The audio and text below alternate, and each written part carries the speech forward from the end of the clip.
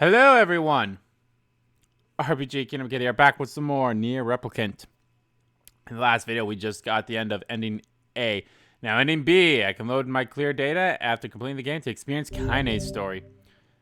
I can now read a departed mother's diary in the house. Wardrobe has been added to the options menu. New outfits have been obtained by progressing through a departed mother's diary. Change music has been added to the game settings section. Okay. My system data has been saved. Alrighty. But we are back. Now it's time to reload that save that I just saved on, which was this one. To now experience Kaine's story. Here we go.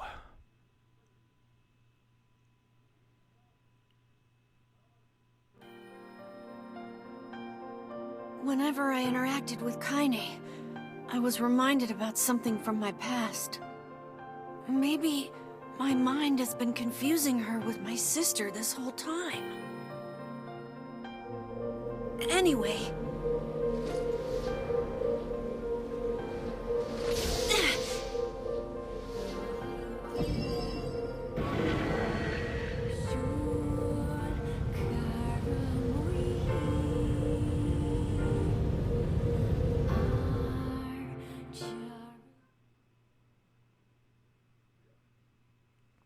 Kaine's dream, determination.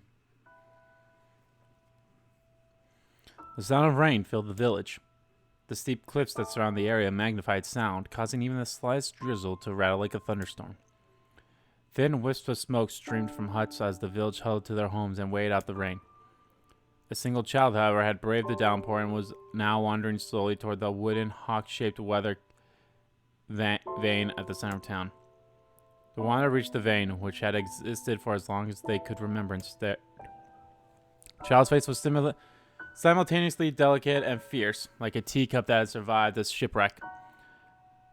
Those traits combined with pale white skin to give the face an almost sexless quality. If the beak turns east, I go home. If it stays west, then I... Child blinked. Rain slowly dripped down the young one's short hair and began its long descent to the ground. Come on. Come on. The child felt a slight breeze and watched as the vein slowly creaked to life. Spinning the way, and that for a moment it finally settled, and the beak pointed firmly toward the east. East? Really? Before the vein could move again, a jagged rock came spinning and tumbling through the air, striking home against the child's head. The force of the blow dropped the child to the ground as a hail of stones began to fall all around. Oh no, they found me.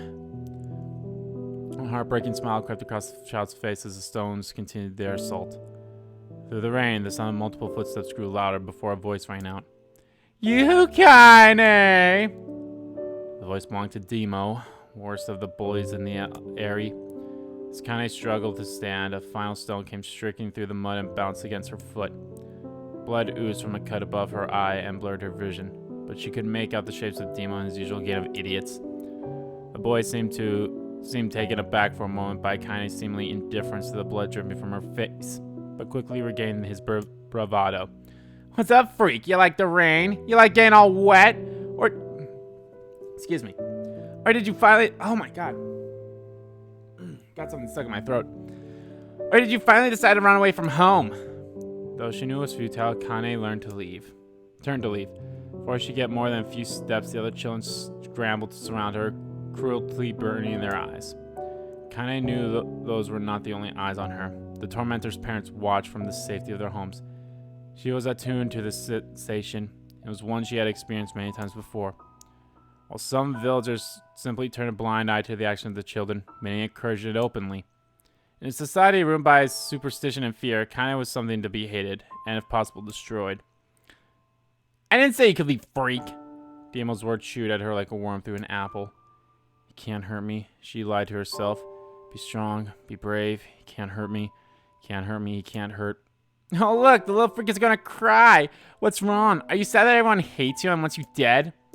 Kaine prayed for the rain to flood down and carry her away from a world that seemed to have no place for her. But if there were gods, they chose to ignore her. As Demo crept ever closer, the clouds began to thin and the rain slowed. Even the weather hates me.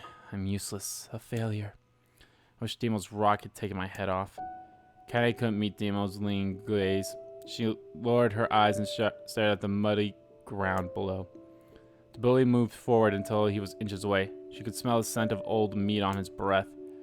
The boy grabbed Kaine's face with thick fingers and yanked it upward. She tried to turn away, but he froze her gaze back. But he forced her gaze back and jammed his thumb against her eyelid to pry it open. Show me! No. Did you just say no? Dino grinned evilly. You don't say no to me. No one says no to me. Not even taking his attention from Kaine, he called to his cohorts. Come on, guys, let's give the freak what she deserves. As soon as Demo finished, kicks and blows began to rain down upon Kaine. Demo paused, still grinning as Kaine curled into a ball and tried to make the pain stop. I don't get you, freak. What you acting like a girl for, huh? Everyone knows what you really are. Kaine ignored the question, choosing instead to stare at the weather vane. Continued to point east as if supremely confident about the future it had chosen for her. Go home. Yeah, that's a funny joke for someone with dead parents and no home to go to. Freak! Chanted the children. Freak, freak, freak. Kaine closed her eyes and listened to the rain, waiting for the pain to start again. As the clutching hands of the village children closed around her, she bent her mind to the sound of the rain, letting it become her world entirely. The rain fell, but the pain never came. Only when the laughter of her tormentor turned to terrified cries did she dare open a single blood-soaked, caked eye. Kaine was shocked to see Demo sprawling on the ground, holding his head and screaming in pain. She could see blood welling from the space between his fat, twisted fingers. Oh my god, he's crying. He's actually crying. Deprived of their leader, the other children glanced back and forth between themselves as if waiting for someone to step forward and take charge.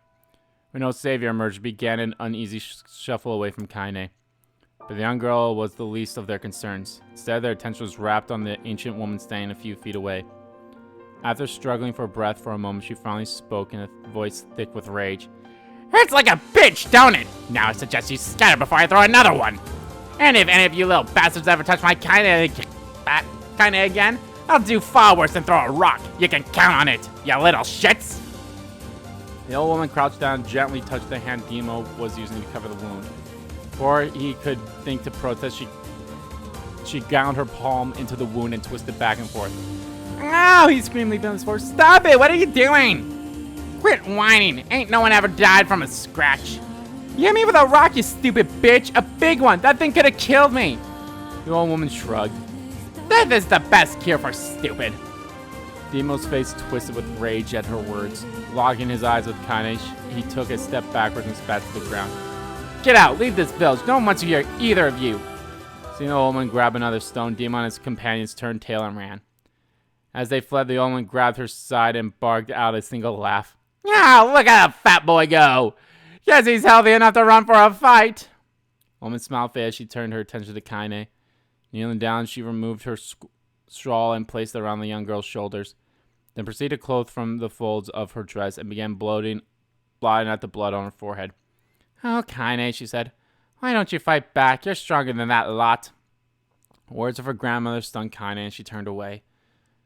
Don't be nice to me, she said. I don't deserve it. Nothing matters anymore. Her tears held in the cheek for so long finally began to fall on the muddy ground below. Everyone hates me. I think I caused bad things to happen. I think I'm a freak. I wish I was dead. As Kaine's tears turned to sobs, she felt her grandmother's hands on her shoulders. Despite her advanced age and diminutive size, she was a woman of surprising strength, and Kaine found herself unable to turn away. Don't talk like that, girl. It's a river wide and deep that flows between the realms of this world and the next, and it grants no mercy to any that attempt the crossing. You got a duty to fight until your last breath. Understand? The old woman tightened her grip, and she tried to still the tremor in her voice. You know the pain of losing someone close to you, Kaine. You know because you survived it. As the words hit home, Kaine was struck by the force of her love for the old woman. As a young child, she didn't even know her grandmother, but when her parents died, the woman quickly accepted her as her own. Grandma, as Kaine called her, was cunning, vulgar, and quick to violence, and their first few years together had not been easy. You definitely know where she got her attitude from. But with each year that passed, Kaine and grandmother had grown closer. However, it was only now, sitting in the mud with tears and blood caking her face, that Kaine truly understood the depths of her affection. Here was a woman who had seen hard times, who had seen death, who had fought through all these things and somehow emerged on the other side. If anyone could understand Kaine's pain and loneliness, it was her. Do I make you sick, Grandma? Of course not! Don't be an ass! Kaine drew her grandmother's moth-eaten swall around her body and shuddered. Moth-eaten. But my body, it's not normal. If I was normal, then Mom and Dad wouldn't. Hush, interrupted grandmother. I'll not hear another word of this nonsense. You're my granddaughter and I love you. And if folks have a problem with that, they can just go to hell. With that, the old woman reached out and placed a wreath of dried flowers in Kaine's hair. The skill it took to bend the flowers without breaking the stems or losing a single petal was remarkable, and the beauty of it made Kaine want to cry all over again. Oh my gosh, these are lunar tears? Grandma, you made this for me? Lunar tears are regular flowers. Most people could live their entire lives without ever seeing one, and yet her grandmother had somehow collected a dozen or more. Kaine reached up and touched the wreath as if she couldn't believe it was real. Where did you find these? Just stumbling on them while I was out doing the shopping. The old woman turned away as she spoke, leading Kaine to suspect that this search had been more difficult than she was letting on. The pains she took to construct the ornament, let alone track down the flowers used in its construction, made Kaine's heart hurt. She reached up and gently adjusted the wreath, admiring the way it felt between her fingers. Didn't quite turn out right, said her grandmother as she squinted at it. These old hands have trouble with delicate work, but it sure looks good on a pretty girl like you. Kaine blushed and turned away. You think I'm pretty? Of course you are! What a fool thing to say! Thank you, Grandma. Her grandmother smiled. We're gonna be fine, you and me, she said. Long as we got each other, we'll all be fine. Kaine took her grandmother's hand in hers, and the two of them struggled to their feet. As they began a long walk home, Kaine gripped a hand with her might, as if trying to stop smoke from drifting away in the wind. The rain had stopped. Kaine stood beneath the weather vane, watching it spin in lazy circles, no longer caring about the direction it faced when it stopped. I don't need to escape. I have a home now. Grandma loves me and that's enough. Even if it's us against the world. Kaine let her gaze drift up past the vane and into the cloudy sky. The last faint hints of a rainbow were slowly fading. As she turned and headed home, the light scattered, I can't speak, into a million particles and vanished, seemingly taken away on the breeze. Kaine's dream, daily life. So, we learned why Kaine hates the Aries, because the Aries hates her. And for no apparent reason other than it seems like she somehow killed her parents unintentionally. And yes, there's the confirmation right there from the boy, the dumbass boy. Why are you acting like a girl? Even though they know what she really is. There it is that I believe it kind of is a hermaphrodite, I believe it is. So yeah. And there it is. And I believe it was confirmed by Yoko Taro too, that Kaine is not 100% female, but she wants to be female. Like she portrays herself as a female. In the distance, Kaine heard the steady sounds of an axe striking wood. The noise had a purposely quality to it, as if she was hearing a master woodsman go about his work. The firewood being produced, however, was as far from a work of art as could be. Pieces of every shape and size were being flung about a barnyard with wild ambition. Anyone trying to stack such wood would probably die of frustration before the job was through. Stupid piece of shit axe! Kaine's grandmother flailed away with the axe, filling the air with both splinters and wood, and words that would make the most hardened sailor blush. Grandma! Kaine called. Hey, you, Kaine! Yelled the old woman, taking her eyes off the wood for a moment. Don't get too close or I might take your goddamn foot off by mistake. She brought the axe down on a piece of wood, sending chips flying in every direction. One spun past Kaine close enough for her to hear the whistle, at which point she decided to step back. When she scuttled to a safe distance, she cupped her hands around her mouth and shouted, Grandma! Do you need help? I can get you water or lunch or a new axe or something. The axe poised to strike another wobbly blow, paused in midair. The old woman considered her grandmother's office for a moment, then smiled. You know what? Since I'm doing such a piss-poor job of chopping, why don't you come here and take over so I can get the water? Sage, I've been restless lately, and I don't want you running into one of them bastards. Relinquishing the axe, her grandmother picked up a long pole with wooden buckets on either end. Gathering water was by far the more difficult of the two jobs, but Kaine knew better than to complain. Once Grandma's mind was set, there was no changing it. Kaine did her best to help with the chores, but Grandma took every task that required travel to the village.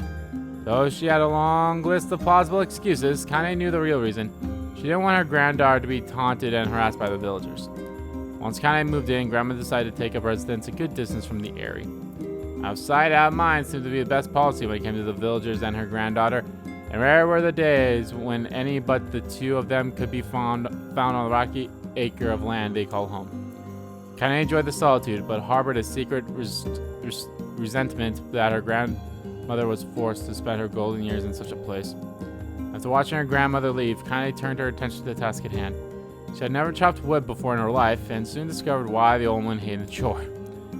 Swing after swing of the axe produced only a tiny crack of the wood, and when she finally managed to connect with a solid stroke, the tool embedded itself in the log and refused to budge. Frustrated, Kaine swung the axe around her head and threw it, log and all, across the yard. Damn it! Crap. She only understood her joy her grandmother felt in a good curse. Happier now, she picked up the axe, forced from the wood, and resumed chopping. She had natural skill with a blade, but the task was challenging and blisters soon began to form on her small pink hands. This is tough. My lungs are all weird sizes. Explained by her palms, ignoring the pain, Kaine redoubled her efforts. Just as she was developing a rhythm, Grandma returned from the village. Setting down her buckets with a small sigh, she took one look at the log and coughed out a wheezy laugh. Pretty clumsy, girl. You better practice if you... Her grandmother started to collapse to her knees, causing one of the buckets to wobble precariously. Eyes wide, Kaine dropped the axe around her grandmother's side. Grandma! The woman shook her head and pointed a trembling finger to the bucket. Get the bucket. Can't let it spill. Kaine stayed the bucket with her foot as she knelt by her grandmother. A small bit of water sloshed over the side and made a new home in the hem of her dress, but Kaine didn't notice. Grandma, what's happening? Crazed with panic, she grabbed her grandmother by the shoulders and shook. After a moment, the woman lifted her arms and batted Kaine away. Stop that, just stop, she cried, breathing heavily. I ain't like I'm dying. Just tired from the trip is all. Kaine desperately wanted to believe her, but one look at the woman's shaking hands and worn face told her more than words ever could. Her grandmother had lived a long, hard life, and it seemed the bill was finally coming to due. The time when her grandmother watched over Kaine was ending. Sooner than either of them had feared, the positions would be reversed. Next morning, Kaine came to the side of her grandmother's bed and took her wrinkled hand. Grandma, you're sick. You need medicine. I'm going to the village. All at once shook her head and tried to rise, but Kaine gently pushed her down. It's all right, she said. I'll be fine. Grandmother fixed her with a gaze that could melt steel. After what seemed an eternity, she finally lowered her eyes and sighed. Well, I don't like it, goddammit. I guess I should quit being so stubborn and let you grow up. The woman watched as Kaine strapped on her boots and made her way down to the road of village.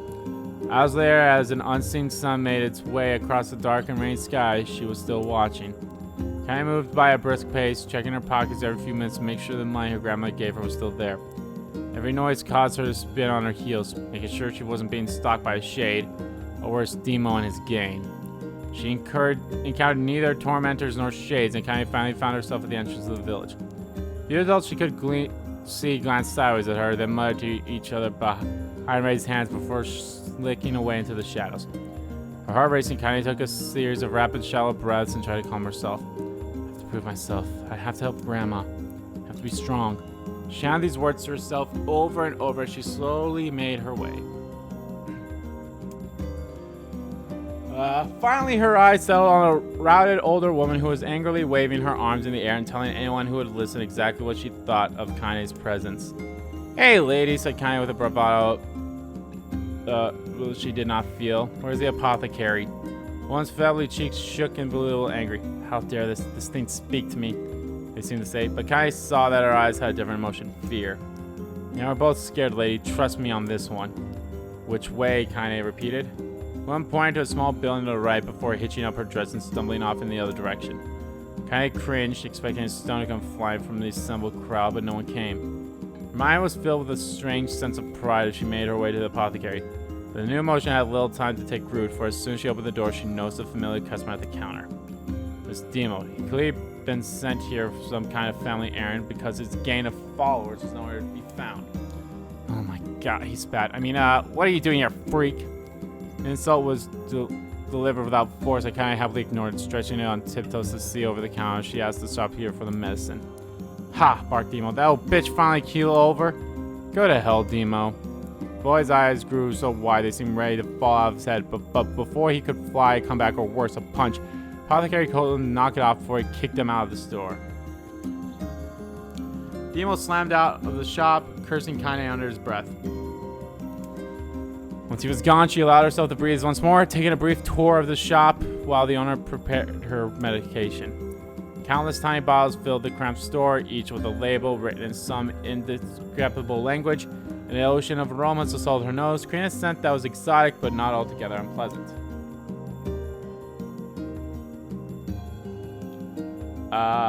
Seeing such a variety of supplies gave Kaine a sense of peace. Surely in a world so vast, there would be a place that she could call home. On the far wall behind the counter rested a portrait of a stunning young girl. The picture had once contained bright, vibrant colors, but time had worked its cruel magic, and they began to fade. The work, however, remained undiminished. Like the picture! Kaine turned to find the apothecary with a small vial of medicine in his hands. His eyes were gentle but sad, and they seemed to stare through into nothing but as he spoke. It's my daughter. I sketched it when she was just a little girl. She's been dead a long time now. Kaine didn't know how to respond. She just stared at the portrait and tried to come up with the right words. Pictures are wondrous things, continued the shopkeeper. Let the ones closest to you live on forever. He shook his head slightly, then looked at Kaine and smiled. Handing her the medicine, he reached into his sizable green apron and produced a handful of wax crayons. You should have these. There's no one left that I wish to draw. Kaine took an instinctive step back, caused the shopkeeper's face to darken. Yes, I've heard the rumors about you, he said. It's a small village and word travels quick. Between you and me, I'm not sure which of them to believe. I also don't think they matter much. I know your grandmother, Kali, and I think the way she was driven out of this town is just deplorable. Grandma's name is Kali, thought Kaine suddenly. She was still mulling this new fact over in her mind as she reached out and gently took the crayons from the apothecary's hand. My grandmother's an old friend of mine, he said as Kaine scooted away yet again, and I owe her much. I wager she would like it if you drew a picture of her. Yes, I think she would like that very much. Kaine remembered a quick agreement, but inside her heart was bursting. Never before had a villager treated her with anything but complete contempt. It's a tiny, almost inseparable step, but it was a step nonetheless. And with enough tiny steps, she might one day discover the rest of the world. When Kaine returned home, she found her grandmother asleep on her bed. Her feet were blackened and raw, even bleeding a bit in places, leading Kaine to think that she had been pacing around the room until exhaustion finally caught up to her. Placed medicine on her grandmother's pillow and turned to leave, but found the old woman's hand clasped around her arm. Back already, are ya? Asked her grandmother with a yawn. Come here, let me have a look at you. Her grandmother sat up and examined Kaine from head to toe. Finally satisfied that nothing terrible had befallen her grandchild, she leaned back and allowed herself to relax. Well, how was it? Those bastards give you any trouble? It was kind of fun, said Kaine with a small smile. No, seriously, it was. Fun, eh? Asked her grandmother, a voice which implied she believed anything but. Uh-huh. So anytime you need me to run an errand, Oh, that's Kaine talking. So anytime you need me to run an errand, just let me know. As she spoke, Kaine removed the crayons from her pocket. After a brief explanation of their source, she informed the grandmother that she was going to sketch her portrait. A portrait of me? Ridiculous. No one wants to stare at a wrinkled old crone. Grandma, I'll make you live forever. Poor shit, said her grandmother, throwing back the sheets of her bed. Then forever would just piss me off. Now put those crayons away and help me with dinner. Kaine would not relent, and in the end, Grandma found herself leaning against the wall of their house as if posed for a master artist. Kaine took up the crayons, eyed up subject carefully, and set to work. Just as the grandma was about to nod off, Kaine finished the piece. After staring at it for a bit, she released it from her grips and let it slowly drift to the floor. It's terrible. It doesn't look like you at all. Sorry, Grandma. I thought these crayons would, make drawing easy or something. The woman's eyes narrowed at her granddaughter's disappointment. Let me be the judge of that, she said, ignoring the pain of her back and reaching for the paper. The sketch could have been a person's face. It could have been a boulder or a lump of clay or an incredibly misshapen loaf of bread, all rendered in a chaotic array of colors. The old woman stared at the picture for a long time to slowly wheeze out a laugh. Oh, Kaine, she said between laughs. You truly are my blood. You're as clumsy as me and I love it. But, hush, I won't hear any more bull about how ugly you think it is. Came from the heart and I'll treasure it always. True to her word, the old woman gave the pitcher a place of honor above the kitchen table. In the days that followed, Kaine would often catch her stand at the portrait with a strange smile on her face. In action, she interpreted it as silent, mocking laughter. A week later, Kaine would stand it no more and asked her grandmother to take the artwork down. Hush, said the old woman. I'll take this down when they roll me in my shroud. She poured this for a bit, then turned to Kaine and dropped to one knee. Listen to me, girl. Seeing this picture makes me happy in a way I've never felt before.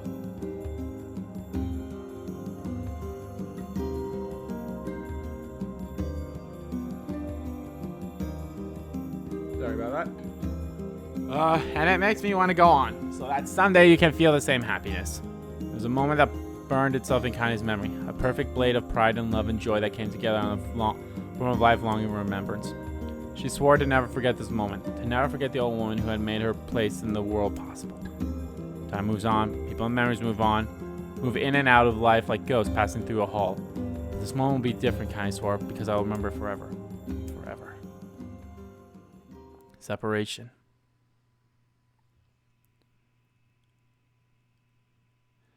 Kaine listened to the sound of crackling firewood and stared at the black object on her plate. She'd been pushing it around a wooden disc for a good 10 minutes, ignoring the bemused stare of her grandmother.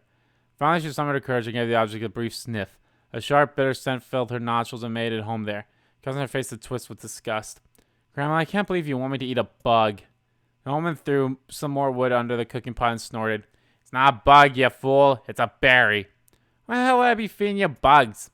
Yeah, well, it looks like a bug, said Kaine, and I think it's burnt or something because it smells terrible. That Kaine held her nose and threw the berry into her mouth, chewing it as little as possible. Oh yeah, that's terrible, all right. Why, you little brat, laughed the old woman. Look at the sass on you. You've been spending too much time with me, and that's a fact. 5 years has passed since the moment Kaine's grandmother saved her from the bullies. As it is often the way with the two stubborn people, their relationship had grown into fits and stares, but moved forward all the same. Meals that used to be somber affairs are now filled with laughter and hurled abuse in equal measure. Kaine could not remember a time when she had been happier. As the years went by, Kaine started to shoulder more and more of the daily responsibilities. Her grandmother's leg grew weaker by the day, and she could no longer do many of the chores she used to take for granted. So in the morning, found Kaine lacing up her work boots with a breakfast of burnt berries rolling through her belly. Where are you going today? Said Grandma suddenly. Kaine looked up surprised. The old woman rarely asked for specifics anymore. I was going to check out the calma trees and see if they were ripe, if I could make some jam or something. Oh, I'm going to pick up some flagstones and I need to take the wheelbarrow. Flagstones? What the hell for? Kaine stared at Grandma, then held out an arm and swept it around her home. Constructed mostly of cloth, rope, and rubble, the old place staged like a boxer in the final round. Grandma, a dying cat could chew through this house. I'm gonna build a stone wall so we have some protection. One woman laughed, exposing a toothless grin to the world. God damn, girl, if a bunch of thieves want to ransack the little place, let them come. We ain't got nothing worth stealing anyway. I'm not worried about thieves, I'm worried about shades. People saw one west of the village yesterday. The woman tilted her head and stared at her granddaughter. Oh, shoot. I don't know why you have to do it today. We can't worry about it some other... Grandma, no. If I don't get to the kiln trees, we won't eat tonight. You know that. Confused expression passed across the old woman's face, and for a moment she was a small child lost in a carnival. Yes, she said after a bit. Yes, of course you're right. I'm sorry, Kaine. It seems my mind is... She didn't finish the thought. Instead of walking over to her nightstand and gently taking the wreath of lunar tears from the drawer, the flower petals had aged to a brightly whiteness, and Kaine thought it was more beautiful now than the day she first received it. You're gonna be a true woman soon, Grandma said as she placed the flowers in the girl's hair. So this means less chat about shades and building defense walls and more talking about how beautiful you've become. Annoyed, Kaine reached up to remove the garland, but the look on Grandma's face stopped her hand. You're a beautiful thing, said the old woman, and there ain't another like you in the whole the world. I'm very proud of you. Okay, Grandma, that's enough goddamn complaints for one day. Such a mouth on you. Where did that come from? Gee, I wonder. I'll teach you to sass me, girl, yelled Grandma. Suddenly she lunged forward and grabbed Kaine by the ears, pulling her around the room with a crazy grin on her face. Grandma, yelled Kaine, whacking voice. Grandma, stop it, what the hell? The old woman stared at her and blinked, then slowly held her wrinkled hands out as if this was the first time she had ever seen them. Oh, I don't know what happened there. Sorry, girls. Sometimes my mind just... Kaine thought the look on her grandma's face was the most heartbreaking thing she had ever seen. Listen, she began. Maybe I should stay home after all. No, I won't have you stay here to keep an eye on an old cogger like me. You go get your fruit and your wall and whatnot. I'll be fine. When you come back, I'll have a nice grasshopper dinner waiting for you. Kaine rolled her eyes and kissed her grandma on the forehead and made her ready to depart, trying desperately to ignore the worry that was gnawing at the walls of her heart. Kaine could feel the old woman's eyes watching her as she moved down the path. Don't turn around, she told herself. But at the end, the temptation was too great. She spun on her heel for one final look and saw a small bent woman standing in front of a ramshacked hut with a sad expression on her face. God, she looks so old now. It's like the wind could reach down and just carry her away. Kaine worried about her grandmother all day, causing her to work to suffer. What little fruit she could collect was tossed carelessly into the wheelbarrow, and she only found a couple of stones before losing interest in the project. Finally, as dusk approached, she decided to call it a day. Cursing herself for lack of focus, Kaine pushed the nearly empty wheelbarrow back to the down path. As she crested the final hill, she suddenly froze in place. Wheelbarrow fell from her fingers and collapsed to the side, sending a few pieces of wrinkled brown fruit rolling back down the hill. Her gaze was transfixed by a thick black cloud that hovered just above. Tracing its path with a finger, Kaine suddenly felt her stomach knot on itself. No, oh gods, no. Her grandmother's house was ablaze, the flames licking up as if trying to touch the sky itself. Grandma! Grandma! Kaine ran then, faster than she had ever moved in her life. Once she tripped on a stone and went sprawling to the rocky ground, but she leapt to her feet and continued running, unmindful of the blood that spilled from her wounded hands and knees. As she got closer, Kaine's mind began to race in time with her footfalls. It's too dark. It's too dark. Not just fire. Can't be fire. Too much smoke. God save her. God save her. She burst into the front yard and came to a sudden halt, her worst suspicions confirmed. Smoke from the fire was mingling with the thick, icky blackness of enormous shade. The massive creature supported itself on 3 twisted feet and achieved balance through means of a large armored tail. Scales, horns, and claws sprouted from its body in a random chaotic pattern, giving it the appearance of a lizard designed by some insane god. We know this, Shade! Seeing Kaine let out a roar and flickered its tail, sending small whirlwind spins around the yard.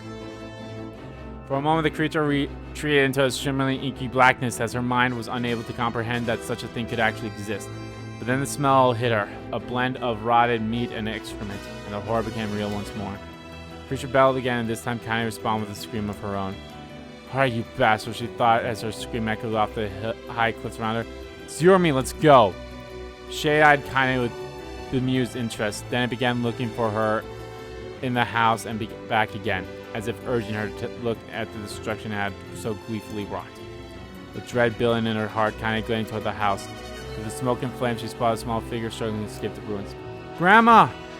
Someone's voice raised, the old woman again, waving frantically. She's alive, thought Kaine, alive. Kaine's legs spun to life as she raced across the yard toward the flames directing to the house. Before she could achieve more than a few steps, the Shade opened its mouth and let away a roar powerful enough to uproot trees and send them flying. Last sent Kaine tumbling through the air before smashing her against the rocky earth. Stars danced in front of her eyes as she tried to remember how her legs worked. Get up, get up, get up, get up, get up, get up now! Kaine struggled to her feet and the Shade stomped toward the house and pinned her grandmother to the ground with the tip of her claw.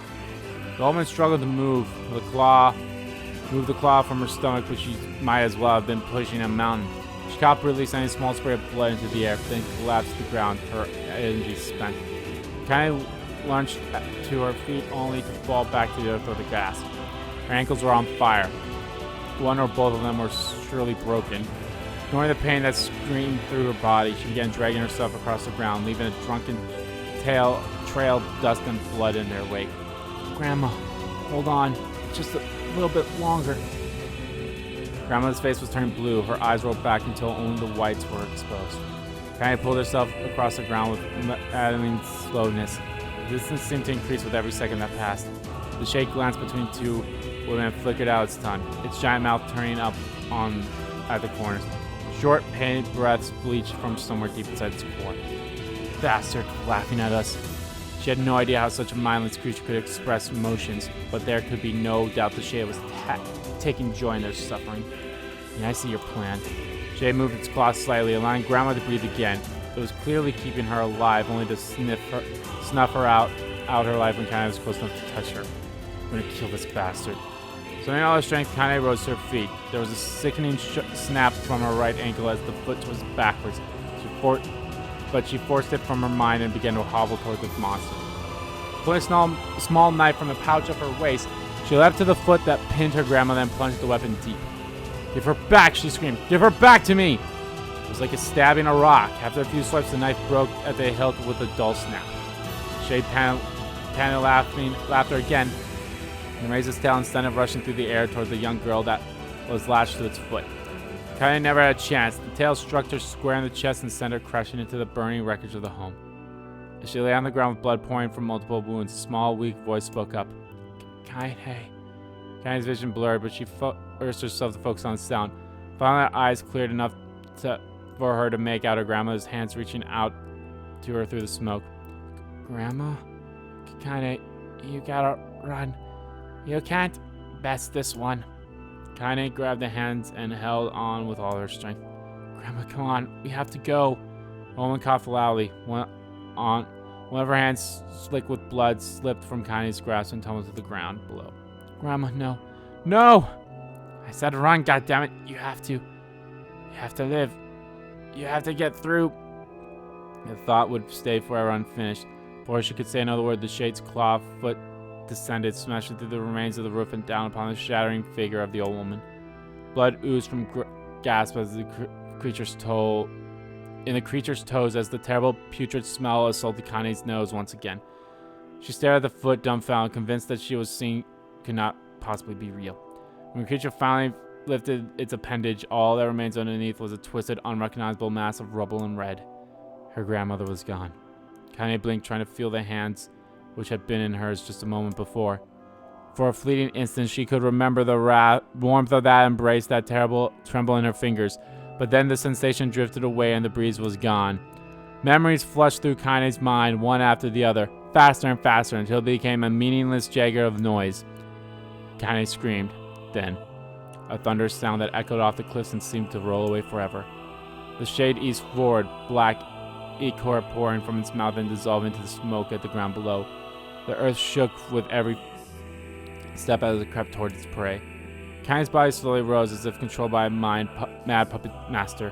Her arms and legs were bent in possible angles, and her head lowered dangerously to the side. Yet somehow she managed to stand. Staring at the Shade, her eyes began to glow with a deep red fire. The creature, so confident just moments before, took a slow, hesitant step backwards, trying to discern if this broken human could possibly pose a threat. Kaine seized the moment. Laughing like a madwoman, she leapt into the air and plunged the shattered hilt of her knife deep into the leg of the Shade. The Shade shook Kaine off like a fly, sending her crashing to the earth once again. Her chest rose and fell slowly, as if a great weight were resting on it. Moist sounds of pain echoed through her mind, something warm and thick oozing from her ear. Is that blood? I think it is. I think I'm bleeding to death. No, can't die. Grandma told me to live. Deep inside Kaine's mind, something finally broke. The sound, the pain, the smoke, the flames, all of it faded away until all that remained was a single incantation repeated over and over again. Kill it. Kill it. Kill it. Kill it, kill it, kill it, kill it, kill it. Kill it, kill it, kill it, kill it, kill it, kill it, kill it, kill it, kill it, kill it, kill it, kill it, kill it, kill it, kill it, kill it, kill it now! As the spark that was Kaine slowly began to flicker and die, she felt her desire to kill and her desire to live blend into one. Distance between heartbeats grew longer and longer and longer.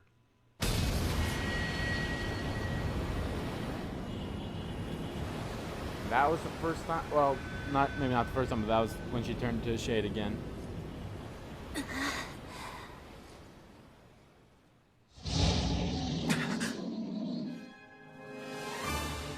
The beast approaches.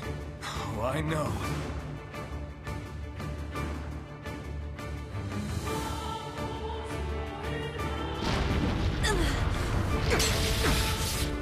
Alright, here we go again.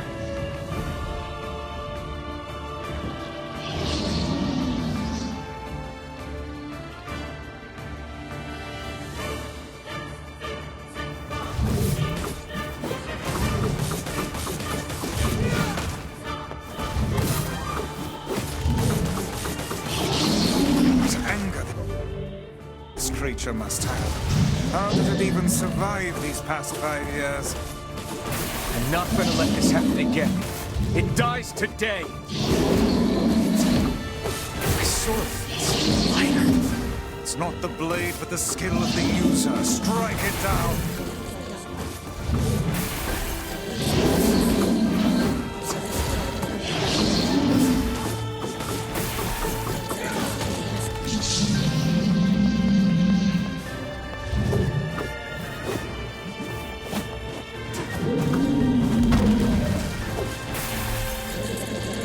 Boom.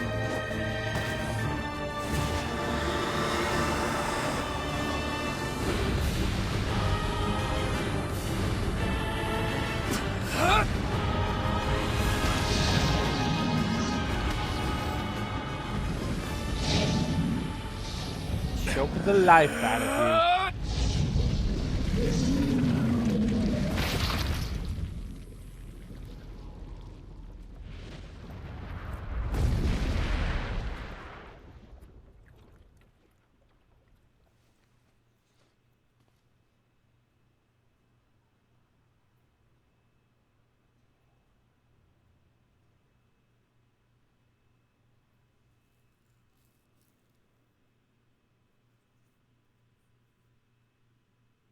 Oh shit, I didn't see what the title was for that one. Gently, weakly, softly. The shade, sure that its tormentor was dead, turned and stomped off toward the horizon, stomping along the way to bellow out one final roar. Couldn't kill it.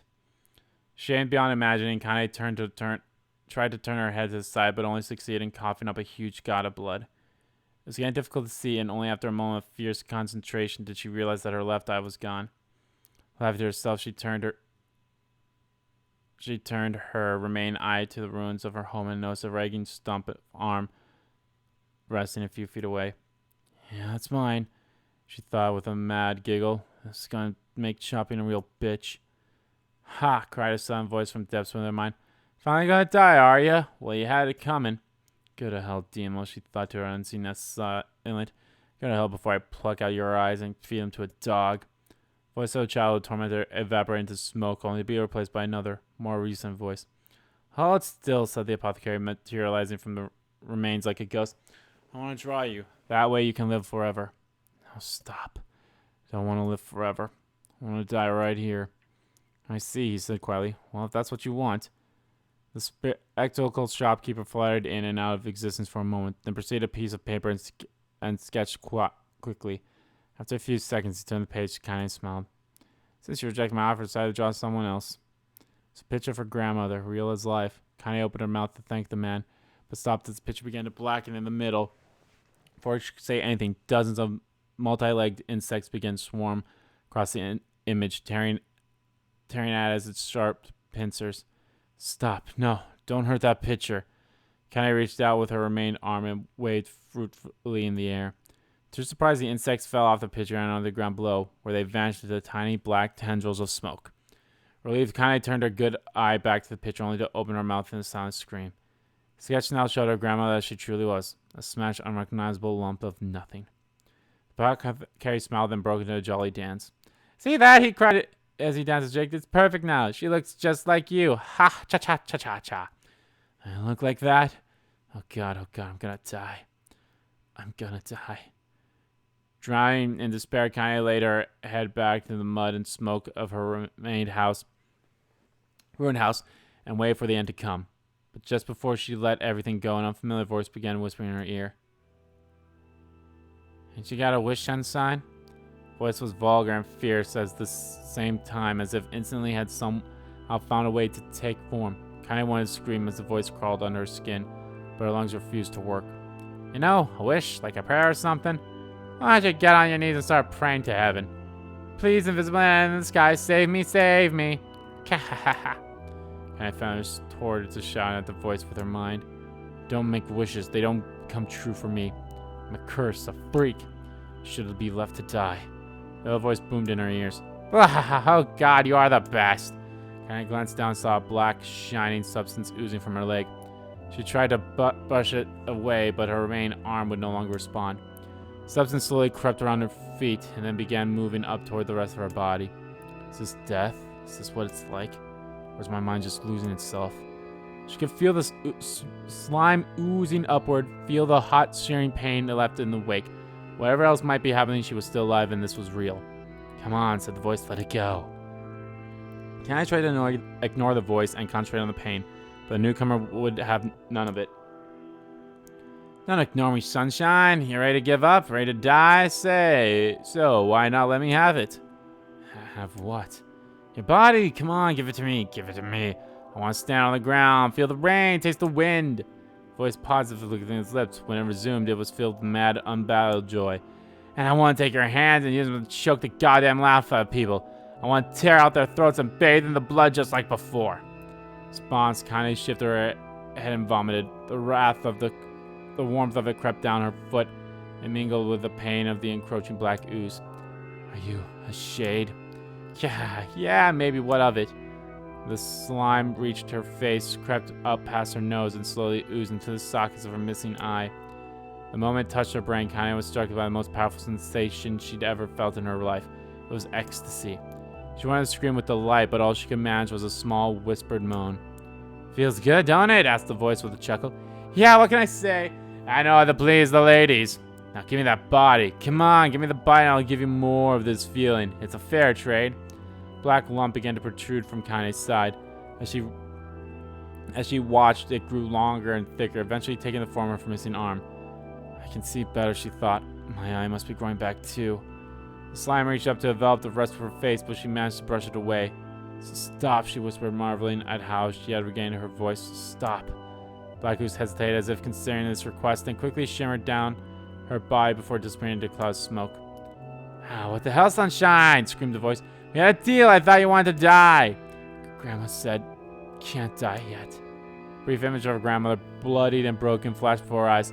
She saw the shade that had killed her and heard its mocking laughter, then closed her eyes and forced the image from her mind. Her whole body was quaking with rage. When she opened her eyes again, they burned bright red. That thing took my grandmother. I have to kill before I die. Kaine glanced down and saw a mysterious pattern. The pattern of the shades burning itself into her left arm. I'll be damned, said the voice cheerily. Look at that, sunshine. I think you and me are gonna be good friends now. Kaine stared intently at her arm. The more emotional she felt, the more the letters seemed ready to puncture her skin and begin to infect the rest of her body. The arm clearly had a will of its own now. Stop. Gotta stop. Holding her left arm in her right, Kaine took a deep breath and tried to calm herself. Come on, don't fight it, pleaded the voice. Hey, it's my favorite dish and I'm hungry. Let it go. Feel the anger. Burn with the fire of revenge, thirst for blood, and then go out there and... Shut up, and get the hell out of my body. Your body? Oh, that's rich, sunshine. Real rich. Look, why don't you just up and die so I can have this body all to myself? What do you say? I bet those bullies of yours in the area would love to see you dead. Kaine grabbed a nearby shard of grass and tried to saw off the shade-infected portion of her side. Before she could, her darkened left arm grabbed her right wrist, crushing it. Kaine screamed and dropped the shard of glass. Why did I say grass? I don't know. As the sound of bone crunching on bone filled the air. Yeah, stupid idiot girl, you're possessed now, sunshine, and there ain't no going back. The voice laughed again, a loud, long wail that seemed to go on without end. Possessed? Whispered Kaine. Yeah, possessed. You mean? You got what you might call a timeshare agreement. Remember how folks used to think you were a freak? Wait till they got a load of you now. Kaine looked up, tears in her eyes. The sky seemed smaller somehow, darker. Is this because of that shade? Is this how they see the world? So listen, purred the voice. I know this whole possession thing seems a bit sudden, but it ain't all bad. There's plenty in it for you too. I'm a very powerful creature, sunshine, and now that power belongs to you. You got enemies? People you want to kill? I can make it happen. That little fat kid who kept picking on you? That big old shade that squashed your granny? We'll wipe him up with with their own hours, assholes. No more abuse for you, Sunshine. No more pain. Wait, said Kaine. You're a shade. Why would you help me kill another shade? What, you think I'm some kind of racist? Some killing snob? I don't give a goddamn who you murder, honey pants. I just want to drink from the well. Kaine considered this as she struggled to her feet. The power of the shade coursed through her. The smoke from her house was drifting away with the wind, and she enjoyed the way the cool evening breeze felt on her new left arm. After a long pause, the voice spoke up again. So how about it, you and me? We could have a good times together. Look, I'll even take care of the bloody parts if you don't want. Fuck off, asshole, muttered Kaine. I'll handle the killing. Ha screamed the voice. Look at you go. Oh, Sunshine, we're gonna have so much fun. So listen, my name's Tyran, and if you ever need me, I'll just be hanging out in this piece of meat you call a heart. Now get to it. The more you kill, the more your heart turns rotten and sour. And I like rotten and sour. Kaine found herself nodding to the voice. Yeah, she said. Yeah, I think this can work. I'm gonna find that shit. I'm gonna strangle it with its own guts. And when I'm done, I'm gonna do the same to you, Tyran. Count on it. Ha! Laughed Tyran. I have shit bigger than you, so good luck with that. Oh, and hey, one more thing. Right now, you and me are sharing this body. But if you ever run out of hate, if you ever, go soft, then I'm gonna take over everything. So keep on killing, Sunshine, and watch your back. Voice grew fainter and gradually faded away, fading to somewhere deep inside Kaine's herself. Kaine waited until she sure the voice was gone, then waved her new left arm a few times. Feels perfectly normal, she thought. Feels like mine. So as she began poking and prying at the new limb, determined to find something wrong with it. She didn't want to feel normal. That would mean the creature inside her had already won. I'm not shade, I'm Kaine. Repeating that mantra in her head, she slowly began digging through the rubble of her house, being careful to ignore a certain red stain spot in the corner. Finally, after what seemed like an entirety of heartbreaking work, she found what she was looking for. It was the wreath of lunar tears. Though it had been through hell and back, the garland petals were as bright as ever. Kaine started to place it on her hair, then slowly lowered the wreath and stared at it. Sorry, Grandma. I'm so sorry. But I don't deserve to wear this anymore. I'm possessed, corrupt, a freak. And this time I don't think they're going back. There's no going back. Holding the flower to her heart, Kaine felt the ground sob. As night gradually lightened to dawn and the people of the area rose to their daily lives, she remained in that position, as if tears could somehow wash away the horror that now infected her world. Alive! Stay alive! Stay alive! Grandma. Kaine, you gotta live! You gotta come back to us!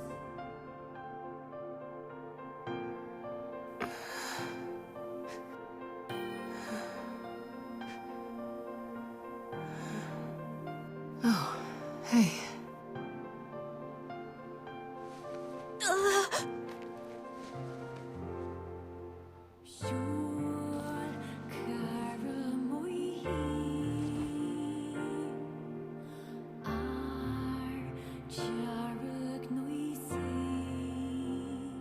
Emil, you were the one calling me, weren't you? You still recognize me? Of course. I knew you right away. Thank you, Kaine. Welcome back, Kaine. Like shit. No, kid. Wow, you grew up. So, how long has it been? 5 years.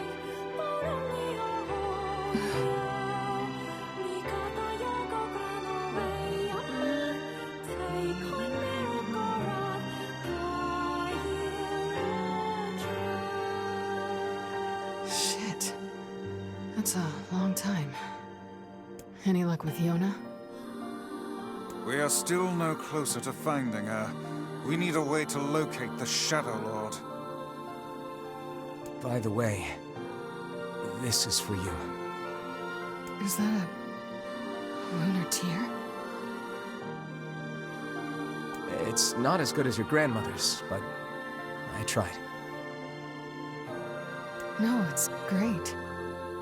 Thank you.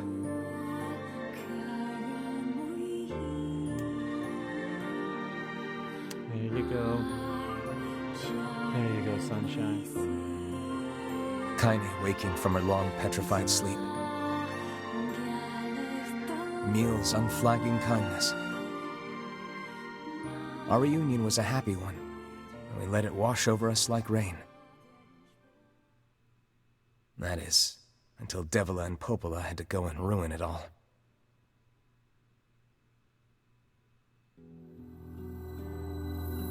Are you kidding me? You can't be serious. So yeah, we're basically back at like the second half Please of the game. try to understand. People are tired and scared, and I'm sorry. I'm sorry you have to bear the brunt of that. This is crap, and you know it. It's okay. We can sleep outside. No one's sleeping outside. You and Kaine saved this village, and now they want to run you out? People are afraid of us. And really, I understand. I mean, look at me. As long as you're still with us, I can deal with it. Right, Kaine? I'm used to sleeping outside. But We'll see you later. Sorry about this.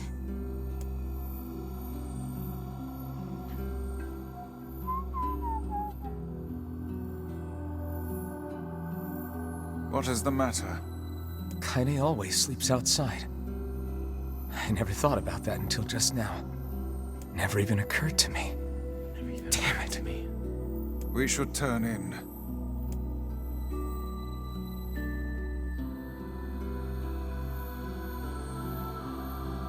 I didn't get much sleep that night. For the first time in my life, I hated Devila. I don't know if I'll do the side For the first quest time again in if my they're life, in I here. doubted Popola. But the one I do want to show off is the one Those with feelings are the pointless in the ferryman. end. They said and did what they did for the sake of the village. To protect it from the horror of the Shades.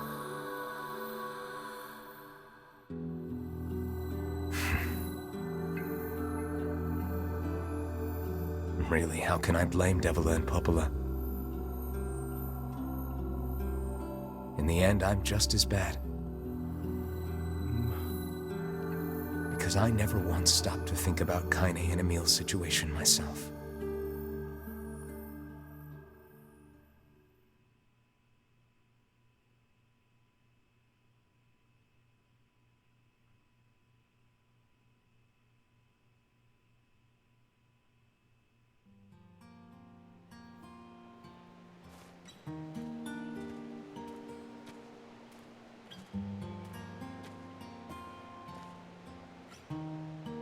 I should apologize to Kaine and Emil.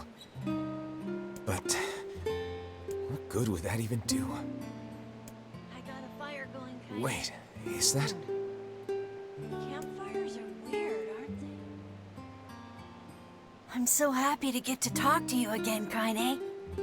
Yeah, me too. I tried everything I could think of to save you, you know. I polished you with this special cloth. I poured warm water over you. Wait, you poured water on me? Wait, you poured water on me? Yeah, but it didn't really do much except make you all shiny. Hey, Emil. Thanks for saving me. I guess you noticed how I look different now. I'm sorry, Emil. I'm sorry for all of it. Well, I mean, this new form isn't all bad, you know? At least I can look at you when we talk, right? Hey, so why don't you tell me something about yourself? I'm not very interesting. Sorry. Come on, I just want to know you better. Please? So that's also why Kaine has her body bandaged like that, is because those were the limbs that got brought back by the Shade. Fine. This all happened when I was a kid. Before the whole shade possession thing. My body is different. And when the villagers found out about it, they started treating me like a freak. But one person, my grandmother, accepted me just as I was. Okay, no, yeah, so remember when I said that she accidentally killed her parents? I don't think that happened. I honestly don't know what happened to her parents. Maybe she'll explain here. But yeah, like I said, her body is different because she's I think the term is hermaphrodite. The one where they have both the genitals, at least the bottom genitals. So No matter how bad things got, I think she gave me the hermaphrodite's strength the to keep right going. term. I could be mistaken on that. I'm not 100% certain. She's really special to you, huh? yeah. Oh, hey! That gives me an idea. Since we cured your petrification, we should start looking for a way to cure your possession in my body. I know we can do it if we all work together. Heck, it'll probably be super easy. Let me guess. More warm water? Okay, can we just forget I told you about that? I love this. I love that these two like have little camping. Like we remember like when we were climbing the lost shrine, they kind of mentioned how they go camping and have fires and all that stuff. I honestly don't remember if this was in OG or NieR or not. I feel like it probably was, because it'd be great.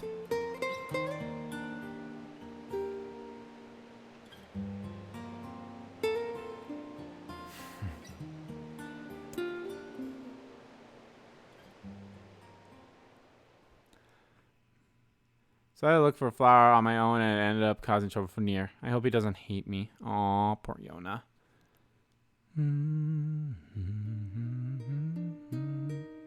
Sleep well? Sure. And yet your red eyes tell a different tale. Don't be so hard on yourself, lad. I need to go see Devila and Popola. Very well. A gold moonflower seed. 900 gold. So I'm curious. Okay, quests are 100%. So I guess they won't let me like play through those quests again. What might that be? It's Mom's diary.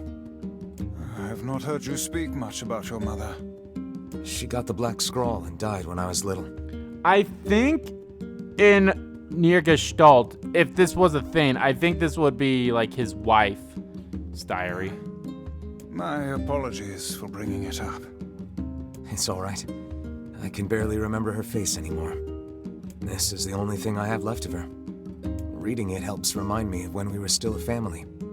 I see. But the final entries get a little strange. In what way? Well, here. Take a look.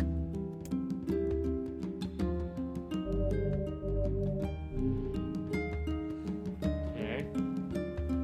I have no idea what's going on. Say there. Can you not hear me? Yo! We became Papa Why are NieR. you standing about like a slack-jawed ninny? Sorry. Felt like I was dreaming or something. Sleeping on one's feet is quite the talent indeed. Come now, there's the door. Right. Let's go. Yo! This is the Papa NieR section!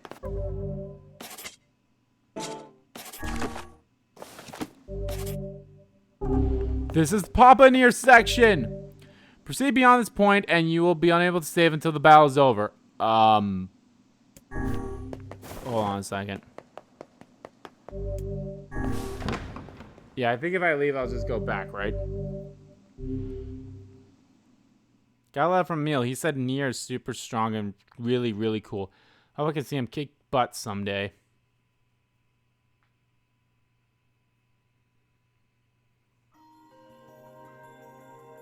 My word.